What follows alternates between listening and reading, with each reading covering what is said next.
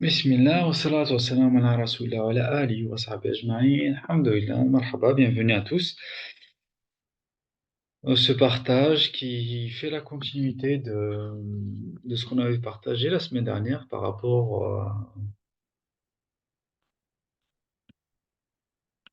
au lien vraiment très fort que l'on voit entre le passage, enfin le début du passage de Surat Furqan qui parle des Ibadur Rahman, d'accord, les Ibadur Rahman, alladhina yamshuna ala al-ardi hawna, voilà, généralement qui est traduit par voilà, les serviteurs de Ar-Rahman qui marchent sur terre avec humilité, euh, avec humilité et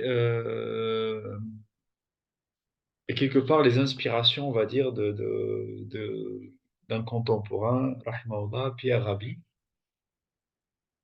et vraiment le très beau mouvement qu'il a initié.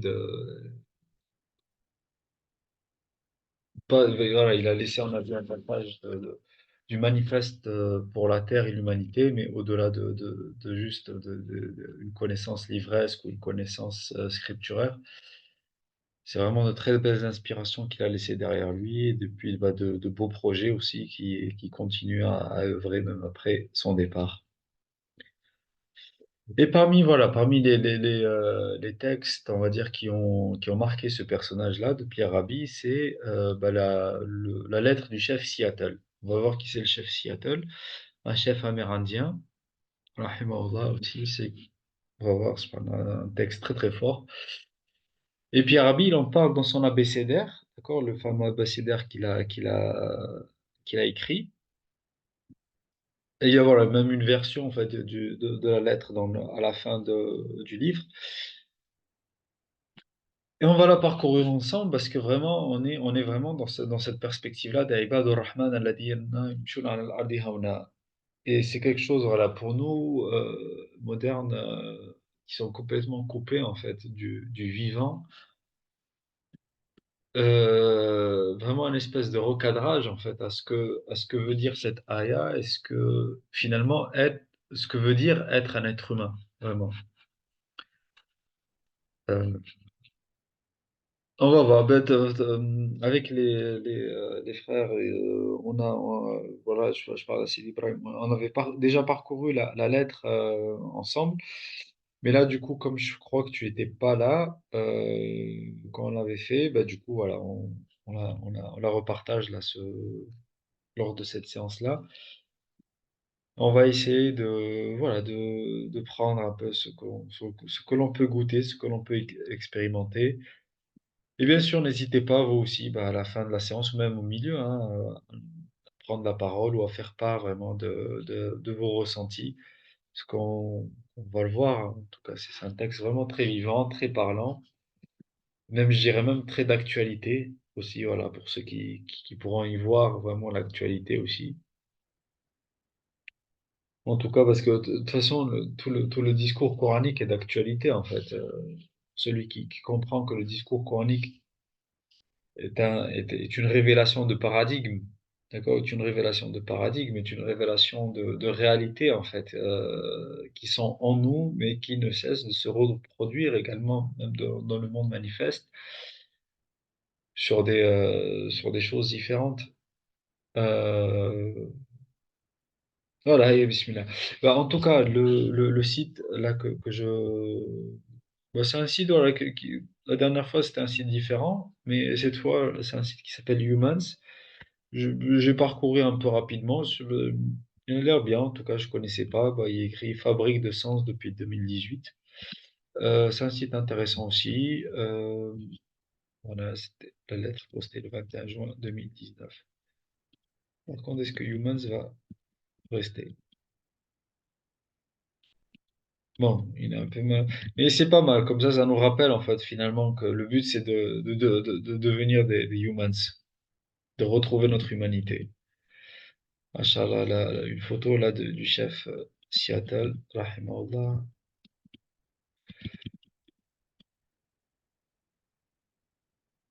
Donc voilà, voici le texte le plus connu, le plus diffusé du chef Seattle, chef indien des tribus d'Iwa, Mish et Squamish, Suquamish, pardon. Il constitue une réponse cinglante au gouverneur Isaac Stevens tentant de racheter ses terres en 1854.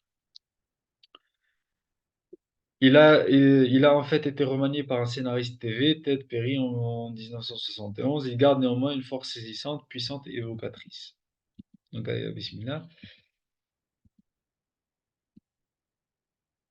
Donc voilà, on a compris, hein, Isaac Stevens, c'est bah, des colons en fait qui vont aller sur la terre des Amérindiens et puis qui vont, comme dirait le parrain, leur faire une offre qu'ils ne pourront pas refuser. Ils vont tenter de racheter leur terre à un prix qu'ils leur donnent et puis bah, de toute façon, c'est soit ils acceptaient ce prix-là ou soit bah, ils leur enlèveraient leur terre par la force du fusil. Et donc voilà, le chef Seattle répond à cette demande, à cette offre que le gouverneur Isaac Stevens lui avait fait. Donc, comment pouvez-vous acheter ou vendre le ciel et la chaleur de la terre? Déjà, dès le départ. Il lui dit, voilà, on est là vraiment dans l'esprit vraiment capitaliste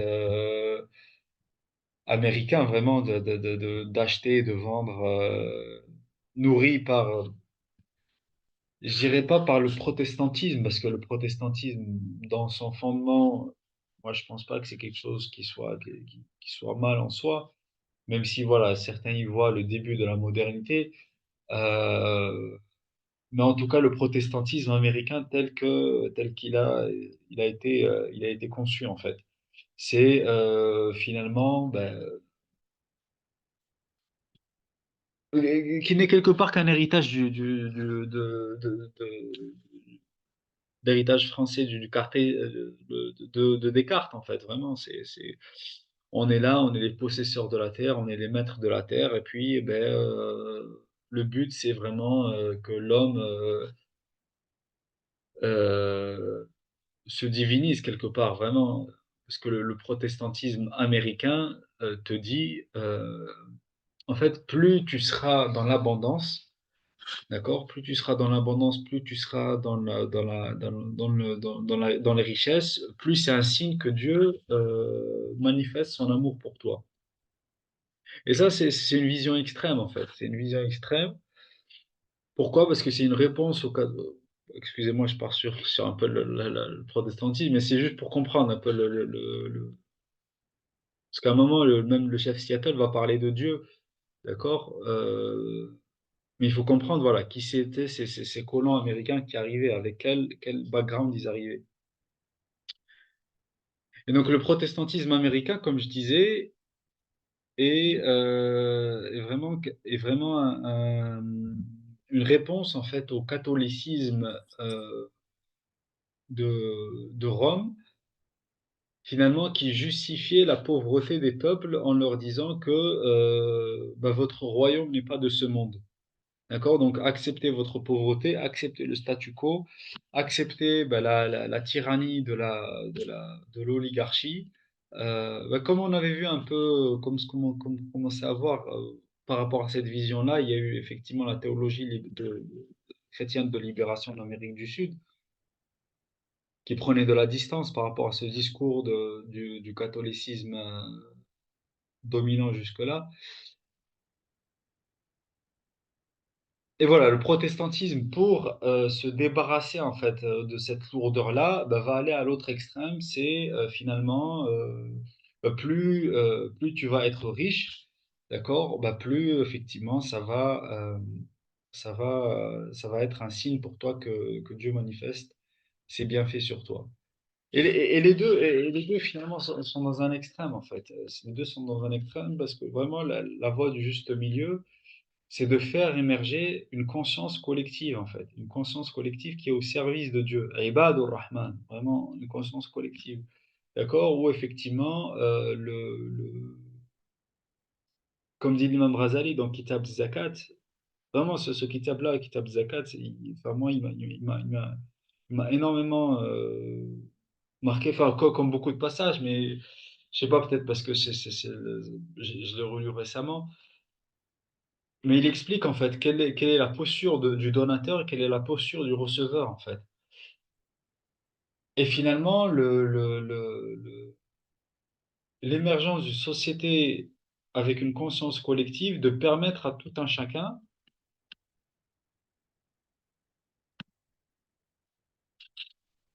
Bon, je disais, ouais, il me disait connexion instable. Attends, pourquoi? Je sais pas, parce que je suis sur Internet et que j'ai beaucoup de fenêtres ouvertes.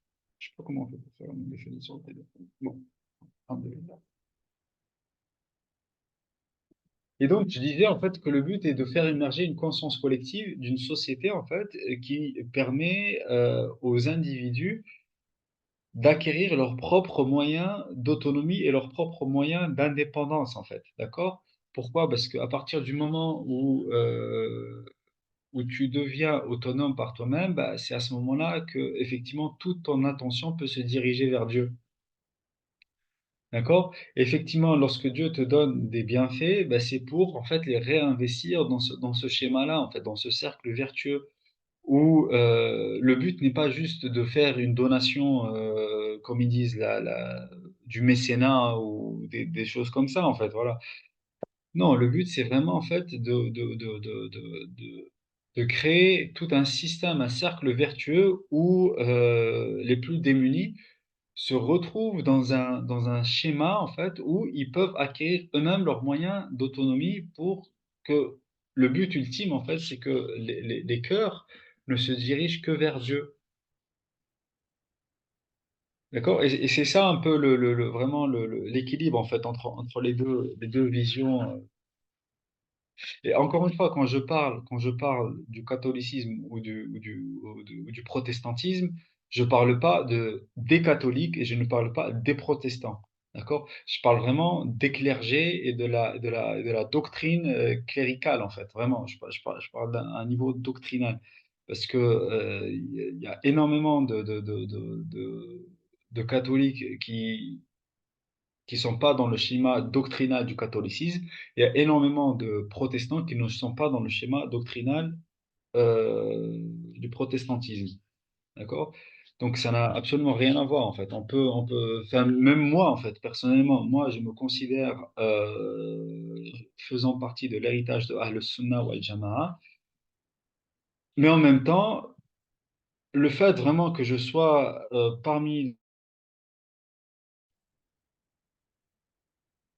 Oh, excusez-moi, c'est parti, je sais pas qu'est-ce qui s'est passé.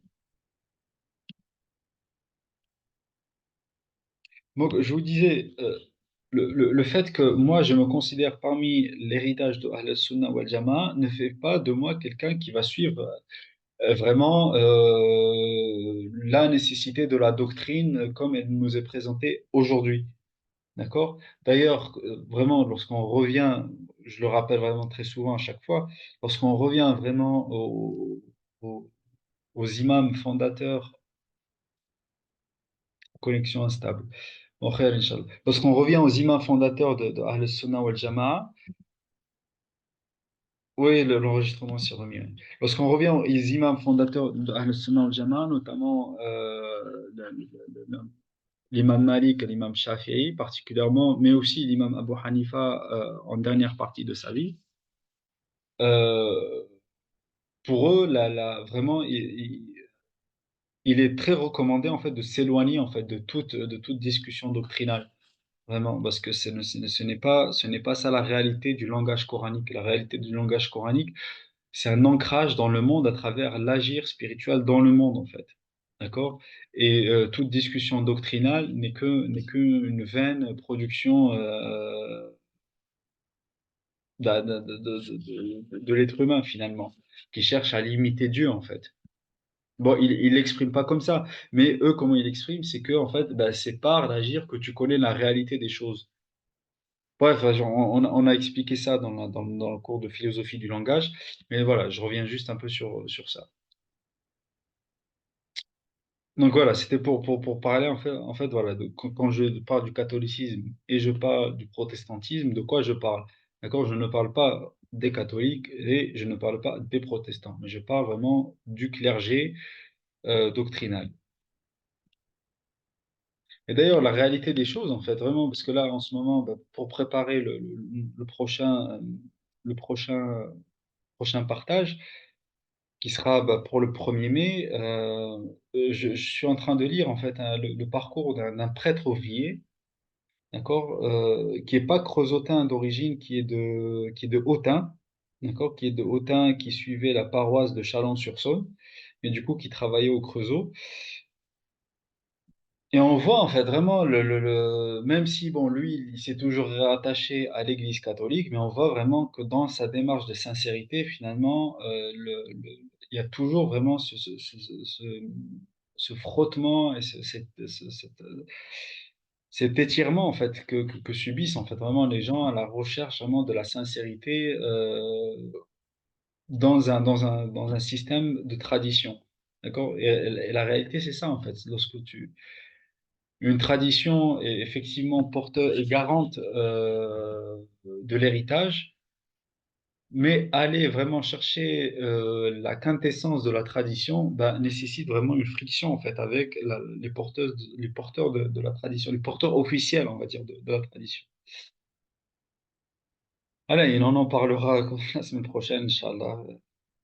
Mais on le voit vraiment que ça existe vraiment dans tous les héritages, dans toutes les religions.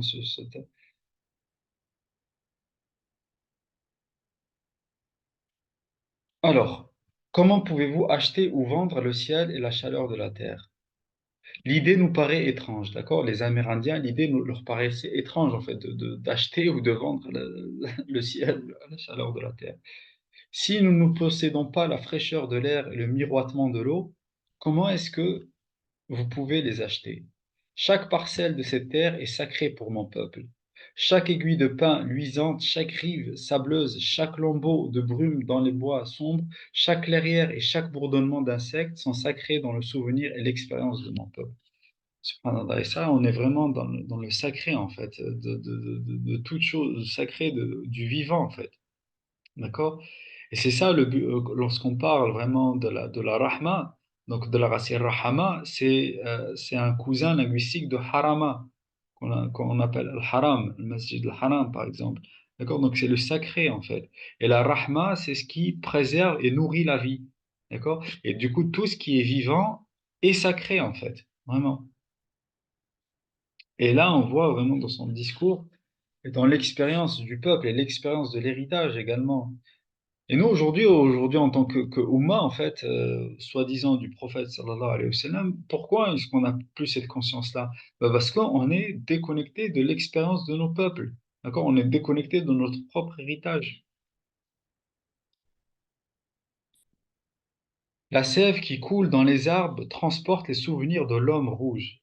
Subhanallah. Même l'arbre, en fait, vraiment, il le voit vraiment comme l'image coranique de l'arbre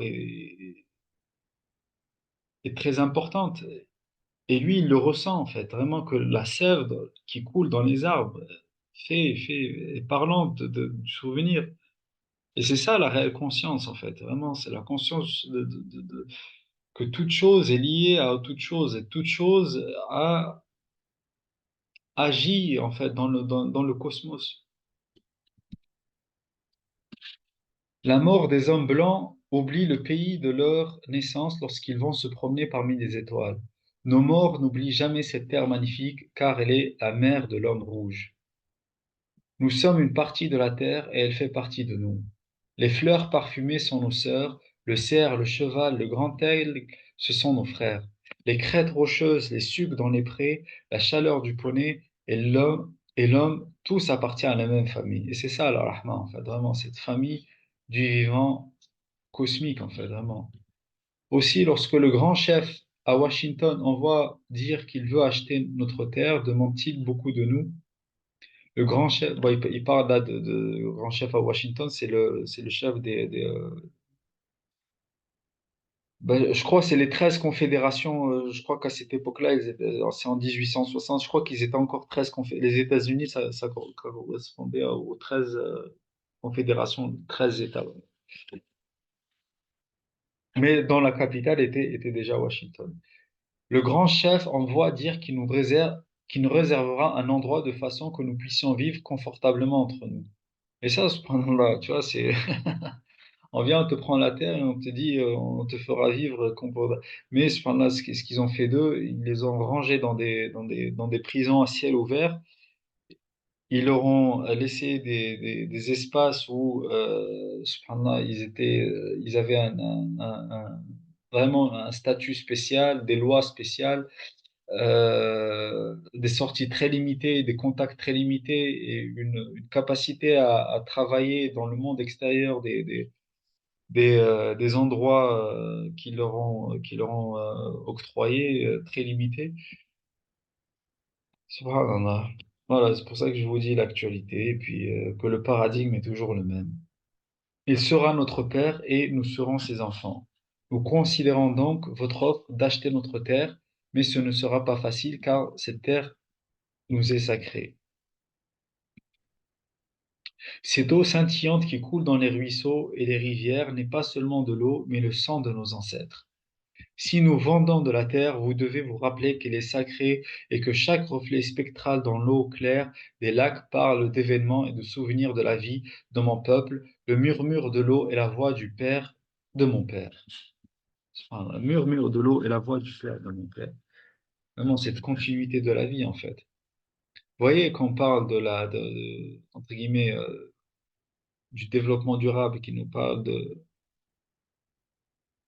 du fait de penser aux générations futures. Mais le problème, en fait, c'est que qu'est-ce qu'on veut pour les générations futures? C'est ça le problème, en fait. C'est que cette notion-là du développement durable est devenue quelque chose pour maintenir le mode de vie, en fait, le mode de vie actuel le plus que possible, vraiment tirer la corde le plus que possible en s'achetant une bonne conscience et pour dire, voilà, on est des écolos, en fait. Non, si on veut réellement penser aux générations futures, c'est revenir à cette conscience-là, en fait. Expliquer aux enfants que le murmure de l'eau est la voix du père de mon père.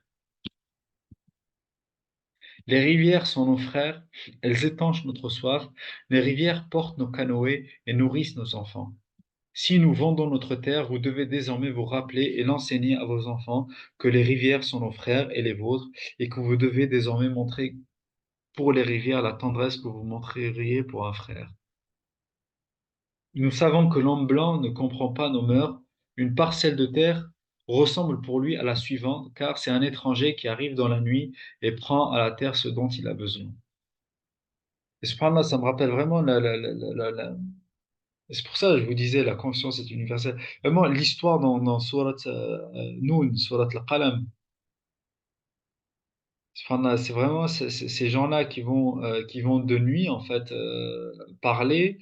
euh, Vraiment pour être injuste envers la terre qu'ils vont hériter de leur père.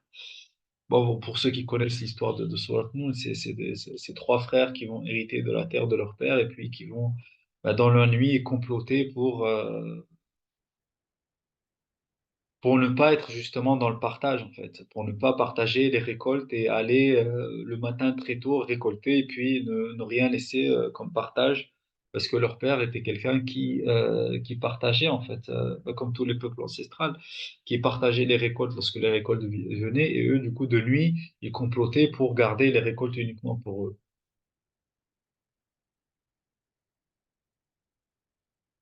La terre n'est pas son frère, mais son ennemi, et lorsqu'il l'a conquise, il va plus loin. Subhanallah. Et d'ailleurs, dans l'histoire des trois frères dans Surat Noun, il dit Laoula kuntum min al-musabbihun. Ça, c'est le tasbih, qui est cette ouverture de la conscience, cet émerveillement, en fait, de la conscience. Et on a perdu. Parce qu'on a perdu. Subhanallah, c'est très fort, en fait, leur prise de conscience. Désolé pour ceux qui n'ont peut-être connu. Relisez la Surat Noun et vous comprendriez. Vous comprendrez, Inch'Allah, si vous comprenez pas. C'est que lorsqu'ils vont prendre conscience, en fait, de leur erreur, quelle est la première chose que l'un d'eux va leur dire? C'est que finalement, on a perdu notre tasbih, en fait. On a perdu notre émerveillement, en fait. Tu vois? Et c'est un peu vraiment ça le discours là, du chef Seattle. C'est que face à l'injustice qu'on est en train de perpétuer à la Terre et puis bah, aux êtres humains vivant sur cette Terre-là, c'est qu'on a perdu le tasbih, en fait.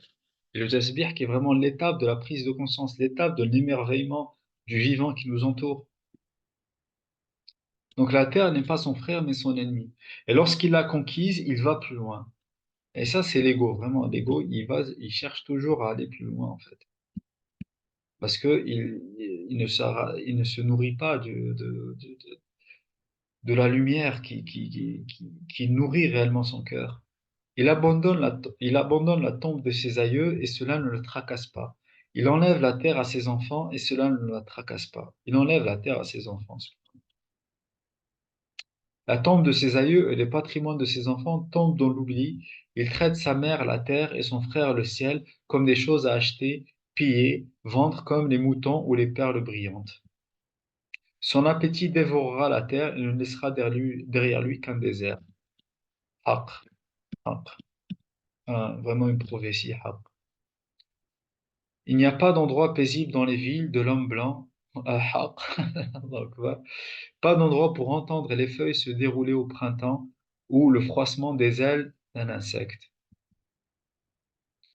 Mais peut-être est-ce parce que je suis un sauvage qui ne comprend pas. Et là, c'est vraiment de la satire, de l'ironie inversée, on va dire. Mais peut-être est-ce parce que je suis un sauvage qui ne comprend pas. Allah. Le vacarme semble seulement insulter les oreilles. Et quel intérêt a-t-il à vivre si l'homme blanc ne peut entendre le cri solitaire de l'engoulevement ou les palabres des grenouilles autour d'un étang la nuit? Je suis un homme rouge et ne comprends pas. Vraiment, la colonisation et son paradigme. Je suis un homme rouge et ne comprends pas. L'Indien préfère le son doux du vent s'élançant au-dessus de la face d'un étang, l'odeur du vent lui-même, lavé par la pluie de midi et parfumé par le pin pignon. L'air est précieux à l'homme rouge, car toutes les choses partagent le même souffle. La bête, l'arbre, l'homme, ils partagent tous le même souffle. L'homme blanc ne semble pas remarquer l'air qu'il respire. Et cependant, ça, c'est vraiment aussi quelque chose qu'on apprend aussi à l'aïkido, en fait. Si on veut être aïkido, c'est la voie de l'harmonie. D'accord? Do, c'est la voie, comme le bushido, encore la voie, et aiki, c'est l'harmonie. Et vraiment, une des choses qu'on t'apprend, en fait, c'est la respiration. Et c'est très difficile, en fait, vraiment pour nous de réapprendre à respirer, vraiment. L'homme blanc ne semble pas remarquer l'air qu'il respire. Comme un homme qui met plusieurs jours à expirer, il est insensible à la puanteur. Mais si nous vendons notre terre, vous devez vous rappeler que l'air nous est précieux, que l'air partage son esprit avec tout ce qui fait vivre. Le vent qui a donné à notre grand-père son premier souffle a reçu son dernier soupir. Et si nous vendons notre terre, vous devez la garder à part, la tenir pour sacrée, comme un endroit où même l'homme blanc peut aller goûter le vent adouci par les fleurs des prés. Nous considérerons donc votre offre d'acheter notre terre, mais si nous décidons de l'accepter, j'y mettrai une condition. L'homme blanc devra traiter les bêtes de cette terre comme ses frères. Subhanallah. Et c'est la même chose, en fait, quand les musulmans sont sortis de l'Andalousie, suite à l'Inquisition, ils leur ont dit, bon, écoutez, nous, on y va, mais laissez les arbres, en fait, après nous. D'accord? Ne découpez pas les arbres, n'abattez pas les arbres. Et c'est pas ce qu'ont fait les Espagnols et les Portugais. Ils ont découpé tous les arbres de l'Andalousie pour construire les bateaux et aller justement aller conquérir les Amériques, aller conquérir l'Afrique du Sud, et aller conquérir la route des Indes, et aller conquérir. Tout ça, c'est prendre vraiment toute la richesse des arbres. D'ailleurs, on le voit. Enfin, même moi, j'étais étonné la première fois que j'ai su que Al Jazeera, voilà, pour ceux qui ont déjà fait la traversée pour aller au Maroc, Al Jazeera, en fait, en arabe, c'est Al Jazeera Al Khadra. Et pourtant, quand on y arrive, en fait, l'Andalousie, on a l'impression que c'est un désert, en fait. Vraiment, t'as l'impression que t'es déjà à Marrakech, en fait. bon, il y a quelques armes un peu à gauche, à droite, mais je me suis posé la question, en fait, c'est quoi Al Jazeera al-Khadra? Al Jazeera al-Khadra, c'est l'île verte, en fait, d'accord? C'est la péninsule verte. Je me dis, mais pourquoi ils l'ont appelé comme ça, la péninsule verte? Je me dis, pourquoi les gens n'ont rien respecté plutôt? Je suis un sauvage, voilà, c'est parce que je suis un sauvage, je ne connais pas d'autre façon de vivre. J'ai vu un millier de bisons pourrissant sur la prairie, un millier de bisons pourrissant sur la prairie, abandonnés par l'homme blanc qui les avait abattus d'un train qui passait. La ilaha illallah. J'ai vu un millier de bisons pourrissant sur la prairie, abandonnés par l'homme blanc qui les avait abattus d'un train qui passait. Je suis le sauvage et ne comprends pas comment le cheval de fer fumant peut être plus important que le bison que nous tuons que pour subsister. Qu'est-ce que l'homme sans les bêtes? Si toutes les bêtes disparaissent, l'homme mourrait d'une grande solitude de l'esprit. Car ce qui arrive aux bêtes arrive bientôt à l'homme, toutes choses se tiennent. Vous devez apprendre à vos enfants que le sol qu'ils foulent est fait de cendres de nos aïeux. وعباد الرحمن الذين يمشون على الأرض هونا.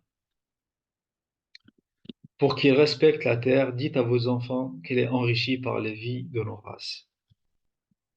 Enseignez à vos enfants que nous avons enseigné aux nôtres que la terre est notre mère. Tout ce qui arrive à la terre arrive aux fils de la terre. Si les hommes crachent sur le sol, ils crachent sur eux-mêmes. Nous savons au moins ceci, la terre n'appartient pas à l'homme, l'homme appartient à la terre. Cela, nous le savons, toutes choses se tiennent, comme le sang qui unit une même famille, toutes choses se tiennent. C'est ça la rahma, vraiment, ce lien, en fait, ce lien cosmique, en fait, qui fait que tout est une même famille. Tout ce qui arrive à la terre arrive aux fils de la terre. Ce n'est pas l'homme qui a tissé la trame de la vie, il en est seulement un fil. Tout ce qu'il fait à la trame, il le fait à lui-même. Même l'homme blanc, dont le Dieu se promène et il parle avec lui comme deux amis ensemble, ne peut être dispensé de la destinée commune. Voilà, ce que j'avais expliqué, quand il parle de l'homme blanc dont le Dieu se promène, c'est il parle finalement de la doctrine, en fait. D'accord? C'est le fait d'endoctriner, en fait, quelque part, Dieu et de ne pas voir Dieu derrière le vivant de toute chose, en fait. D'accord? De ne voir Dieu que dans une doctrine d'une paroisse, ou d'une église, ou d'une mosquée, ou d'une... D'accord? Parce qu'on va voir vraiment, lui, après, comment il va parler de Dieu, en fait. D'accord? C'est ce décalage-là, en fait, vraiment qu'on retrouve dans toutes les religions aujourd'hui. Et qui, à juste titre, vraiment, bah, fait que certains écologistes, en fait, disent que si vous considérez que la création est le sacré, que la création est l'œuvre de Dieu, on ne comprend pas, en fait, ce désintérêt des religions de la question écologique. Et là, pour le coup, c'est plus que vrai, en fait. Après tout, nous sommes peut-être frères, nous verrons bien. Il y a une même chose que nous savons, que l'homme blanc découvrira peut-être un jour que c'est notre Dieu, que notre Dieu est le même Dieu. Subhanallah, voilà, c'est ça en fait. C'est pourquoi en fait considérer que finalement les Amérindiens avaient un Dieu différent en fait. Parce que la doctrine, d'accord, la doctrine divise. La doctrine fait que on a une conception raccourcie en fait, vraiment raccourcie de ce que peut être le divin. Il y a une chose que nous savons, que l'homme blanc découvrira peut-être un jour que c'est notre Dieu, que notre Dieu est le même Dieu. Il se peut que vous pensiez maintenant le posséder, oh, subhanallah, prendre Dieu pour acquis, le posséder, vraiment posséder Dieu, subhanallah, c'est ça. Il se peut que vous pensiez maintenant le posséder comme vous voulez posséder notre terre, mais vous ne pouvez pas. Et là, c'est une réalité, vraiment, c'est une réalité. Là, il parle voilà, aux colons américains qui arrivaient, mais vraiment, c'est vraiment le discours à toutes les religions doctrinales, vraiment. Il est le Dieu de l'homme. Allahu Akbar, rendre Dieu à l'homme et rendre l'homme à Dieu. C'est vraiment ça, la ilaha illallah, vraiment. C'est pour ça que le prophète sallallahu alayhi wa sallam, en fait, et là c'est ce qu'il faut comprendre. Lorsque le prophète sallallahu alayhi wa sallam arrive et il dit la ilaha illallah au Quraysh, en fait, il faut pas comprendre comme nous aujourd'hui on comprend. En fait, c'est que la ilaha illallah, c'est une doctrine, que Dieu, voilà, il a des attributs, des trucs. Non, en fait. Pour eux, lorsque le prophète alayhi salatu wassalam, arrive et dit La ilaha illallah, c'est qu'il leur dit en fait que le Dieu de l'homme est le même Dieu pour tout le monde. D'accord? C'est-à-dire que pour vous expliquer la chose aujourd'hui, pour vous expliquer à quel point c'était choquant à l'époque, c'est que moi, en fait, aujourd'hui, pour moi, le Dieu du taoïsme, du Tao, on va pas dire le isme, on va pas choisir de isme, mais le Dieu du Tao, le Dieu de ceux qui suivent Isa alayhi salam, le Dieu qui suivent Moussa alayhi salam, les dieux qui suivent Bouddha, l'éveil du Bouddha, les dieux qui suivent la voie de Mohammed alayhi salatu wassalam, le Dieu qui suivent l'hindouisme, les dieux qui suivent les religions amérindiennes, ou ce qui reste en tout cas voilà, en Amérique du Sud, dans les hauteurs des montagnes, etc. Bah, tout ça, toutes ces religions-là, en fait, le même Dieu, en fait. C'est vraiment ça, en fait. C'est la ilaha illallah. C'est qu'il n'y a pas de différence. C'est aussi, pour aujourd'hui, en fait, c'est aussi choquant, en fait, qu'à l'époque, les Quraysh, en fait, leur dire la ilaha illallah. Ben, il faut comprendre, en fait, que lorsque tu dis la ilaha illallah, c'est que tu te dis, en fait, que chaque personne a une part de vérité, en fait, que la vérité n'appartient à personne, que la vérité n'appartient qu'à Dieu et que chaque personne détient une partie de la vérité. Je sais pas si j'étais clair là dans ce que je dis, mais c'est ce qu'il est en train de leur expliquer en fait. C'est que vous arrivez avec votre colonisation, avec votre doctrine, et puis bah, vous arrivez pour détruire notre terre, parce que soi-disant on n'a pas le même Dieu. Mais la réalité de la chose, c'est que la ilaha illallah, la ilaha illallah, la ilaha illallah. D'accord? Il n'y a pas de doctrine réellement de la ilaha illallah. Vraiment, ça n'existe pas. C'est libérer toute image, toute production mentale, rationnelle, émotionnelle de Dieu, en fait. D'accord? Et du coup, qu'est-ce qui nous reste? Ben, il nous reste la voie que chacun peut emprunter. D'accord? Donc, effectivement, ben, je me considère dans la voie de Muhammadun Rasulullah. Et qui vraiment, dans Mohammed Rasulullah, vraiment, le fait d'avoir détruit les 360 idoles autour de la Kaaba, c'est détruire finalement toute image qui va renfermer Dieu dans une image. Et que finalement, dans cette destruction, parce qu'il faut voir, la destruction, c'est pas juste en détruire, mais c'est détruire pour ouvrir, en fait. C'est-à-dire qu'on détruit une image fusée, mais pour ouvrir, en fait, vers l'universel. C'est-à-dire que tout le monde, en fait, maintenant, est appelé à la même réalité. D'accord? Et que toutes les réalités, finalement, mènent à la même chose. Si ta réalité te mène à te centrer, en fait, à retrouver le centre en toi. C'est ça le symbole de la Kaaba, c'est retrouver le centre en toi. C'est-à-dire que pour moi, vraiment, chaque personne, dans la voie qu'il suit, peu importe, comme je vous disais, en fait, peu importe la voie qu'il suit, s'il retrouve son propre centre et à partir de ce centre-là s'adresse à Dieu, c'est qu'il est dans la ilaha illallah. Et effectivement, bah, pour déjà retrouver son centre, bah, déjà tu dois être en harmonie et en apaisement avec bah, l'environnement qui t'entoure et la terre qui t'entoure et tout l'héritage qui t'entoure. Et c'est ça vraiment l'enseignement du chef Seattle. Il faut comprendre, vraiment, il faut comprendre en fait la force quand le prophète alayhi salatu wassalam, arrive avec la ilaha illallah. Pourquoi au début ils lui disent, écoute, nous on est prêt vraiment à tout te donner, sauf que on est même prêt à partager notre doctrine avec toi à 50%, à même gars à 90%, 10%, etc. Mais non, non, la ilaha illallah, non.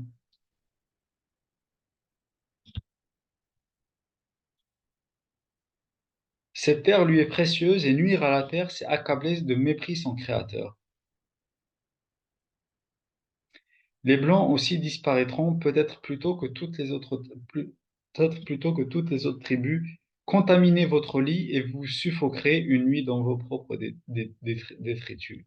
Voilà aussi une prophétie. Contaminez votre lit et vous suffoquerez une nuit dans vos propres détritus. Mais en mourant, vous brillerez avec éclat ardent de la force du Dieu qui vous a amené jusqu'à cette terre et qui, pour quelque dessein particulier, vous a fait dominer cette terre et l'homme rouge.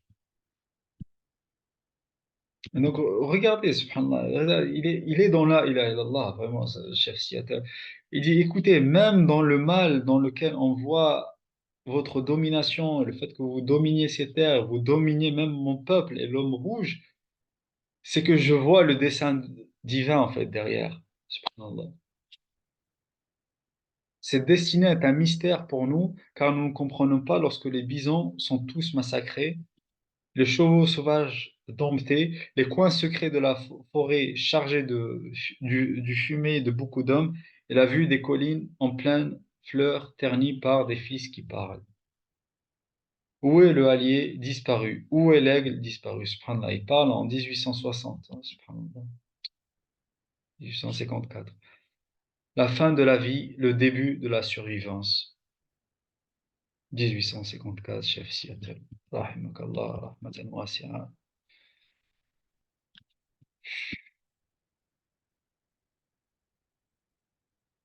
Bah, alhamdoulilah, voilà bah, un texte vraiment qui parle beaucoup de lui-même en fait. Enfin, voilà, j'ai rajouté quelques commentaires, mais vraiment, il parlant de lui-même.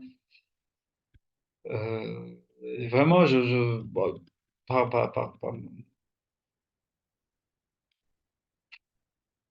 bon, je sais pas si vous avez vécu, enfin, je pense que vous l'avez vécu aussi, expérimenté un peu, parce que mais c'est vraiment très fort. J'espère avoir pu vraiment le partager, vraiment parce que quand on a vraiment une lettre comme ça, en fait, c'est un héritage incroyable, en fait. C'est un héritage incroyable et vraiment qui fait pleurer, en fait, vraiment qui fait pleurer, qui chagrine le cœur et subhanallah, c'est incroyable. Mais voilà, je sais pas si j'ai réussi vraiment à donner quelque justice à ce qu'il nous a laissé, le chef Seattle, en tout cas. Mais voilà, en tout cas, ne serait-ce que pour la faire connaître, cette lettre bénie, cette conscience bénie. Et, alhamdoulilah. Bah, j'ouvre la parole, en tout cas, si quelqu'un veut me partager quelque chose.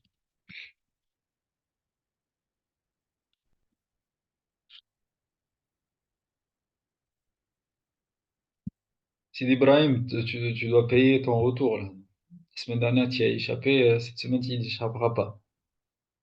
Bismillah.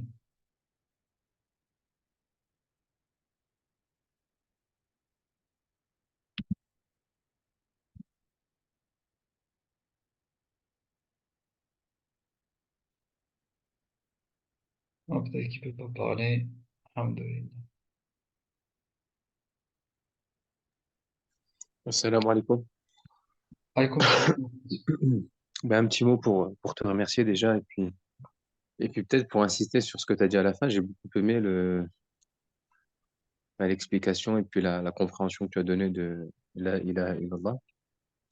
Et moi, ça m'a fait penser en fait à ce qui se passe, où est-ce qu'on est censé faire et notre rôle dans la da'wah. Est-ce qu'on est censé venir, par exemple, moi, si en tant que musulman, je m'adresse à un chrétien, est-ce que moi, mon but, c'est de l'amener à être plus, comment dire, plus honnête dans sa démarche, dans son contexte à lui, ou est-ce que c'est plutôt venir lui montrer ses incohérences et quelque part le perturber un peu et, et puis venir opposer voilà, c'est les particularités de l'héritage islamique aux particularités de l'héritage chrétien, etc. et pointer les incompréhensions. Sachant qu'on peut le faire pour notre propre religion, en vérité, si on veut pointer des incompréhensions, enfin des incohérences, en apparence, ça manque pas. Donc c'est quelque chose que enfin, j'ai bien aimé comment t'en as parlé, puis ce rappel, ça m'a intéressé. Voilà. الحمد لله. بارك الله فيك سيدي حسن. Voilà, bah, qu'Allah vous protège, qu'Allah vous bénisse, Inch'Allah. Bah, moi, je dois y aller, en tout cas. Puis, bah, prenez bien soin de vous et puis à la prochaine. Salam alaikum wa rahmatullah.